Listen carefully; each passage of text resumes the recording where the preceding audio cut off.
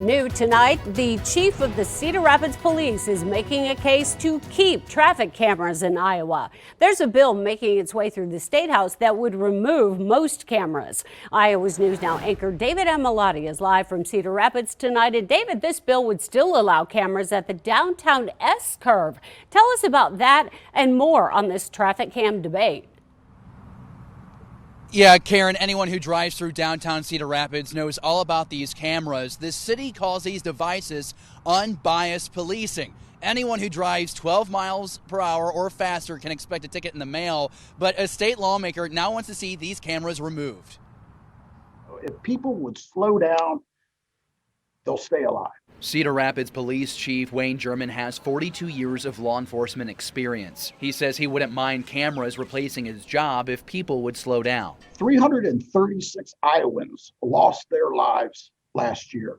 And the number one contributable factor is speeding. Since 2019, there have been 0 traffic deaths where automatic traffic enforcement cameras are located. Not just on the interstate, in any area where ATs are utilized, 0 fatalities. I think that alone shows that these are vital to traffic safety. But State Senator Brad Zahn is leading the charge to remove these devices from Iowa, except on the downtown Cedar Rapids S-curve. I just do not understand the rationale or the reason that someone wants to take away an effective tool. Since reactivating the ATE system in July 2019, crashes with injury on I-380 have decreased by 19.7% each month. For cameras in the city of Cedar Rapids, average crashes decreased 32.9%. We keep our roads safe, and so we've determined that this is where these traffic enforcement cameras need to be, and so we hope that we can keep those there. I wanted to get the pulse of the city about these cameras. Is the risk of citation worth all the good? I've got caught by a couple, so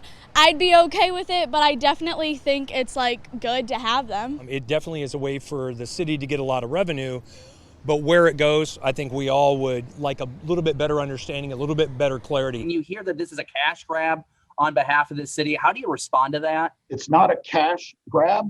Speak to individuals who travel the interstate that know where the cameras are. Their driving behavior changes by slowing down, and that's what we want. Chief German says each dollar from these citations funds public safety. That includes hiring, payroll, updating equipment, and police reform programs. If I can keep our officers or any police officers from having to notify a loved one, that someone in their family is not coming home as a result of a collision, that's, again, more justification of why we need to keep these cameras. And just a reminder, it's a civil citation that's issued by these ticket cameras, so it's no different than a parking ticket. I did reach out to State Senator Zahn for a comment about this bill. I've reached out to him each day this week. I'm still waiting on a response. The deadline for this legislation is this Friday. It's unclear if it'll pass. It's been unsuccessful the last few years. We're live in downtown Cedar Rapids. David Amalotti, Iowa's News Now. Our Iowa's News Now Investigates team is following the money. It's pouring into Cedar Rapids from traffic cameras on I-380 and other spots dotted around the city. In March, we told you how traffic cameras, or as the city calls them, automatic traffic enforcement, generate millions. But we found out viewers are questioning exactly where all that money is going. Iowa's News Now anchor David Amalotti is live in Cedar Rapids with an exclusive look at those numbers. And David, it sounds like we have a lot more information for viewers tonight. Tell us what you can. There is a lot of skepticism about the money coming in from these cameras behind me. We've heard from viewers calling for more transparency from the police department. You want to know how these dollars are used? Tonight, we have the answers. You pass underneath these traffic cameras on I-380 when driving through downtown Cedar Rapids. Even with warning signs, thousands speed by. They are on camera and racking up a fine. Yeah, I think I've gotten a couple of those. Cameras flipped on in July 2019.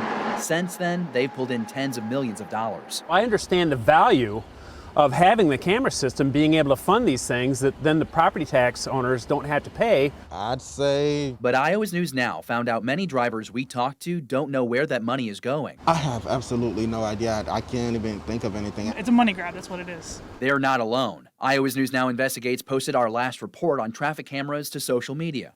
Within seconds, the comment section flooded with anger and confusion. This is the police department's 2020 annual report. These 11 pages show two things: how the program works and how it's reduced speeding and crashes. Nothing on the money stream. But in the March 2021 report, I found that fines from traffic camera tickets brought in more than $6 million since last July.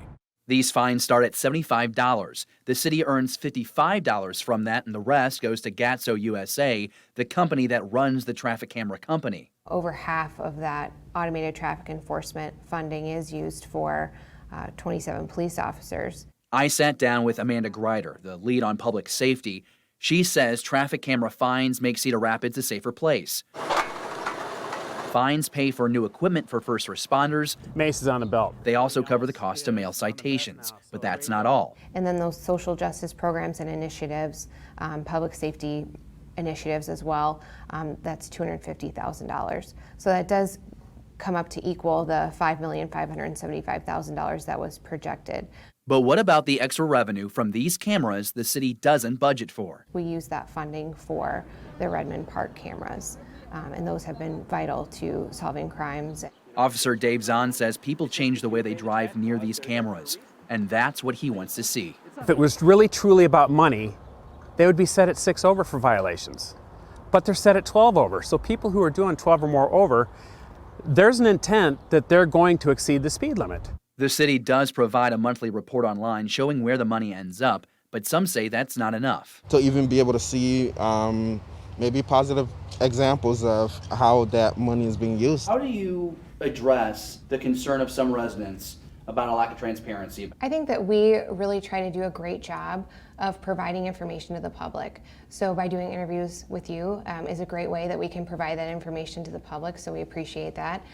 We also look to put information on our website. So if anybody has any way that we can make that information more readily available, we would definitely love to hear from them and receive that feedback.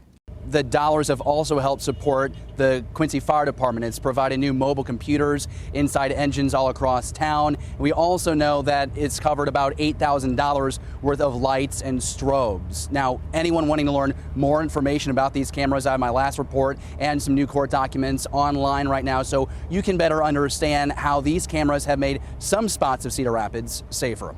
We're live in downtown Cedar Rapids. David Amilati, Iowa's News Now.